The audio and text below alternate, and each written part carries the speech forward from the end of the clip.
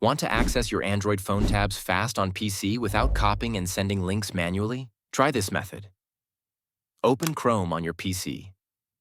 Tap on your account icon. Press Turn on Sync, confirm your choice. Tap again. Press Sync is on, and here you can manage what will be synchronized. You can do a full sync or just a partial one. Now grab your phone. Open Chrome on your phone. Tap the three-dot menu at the top.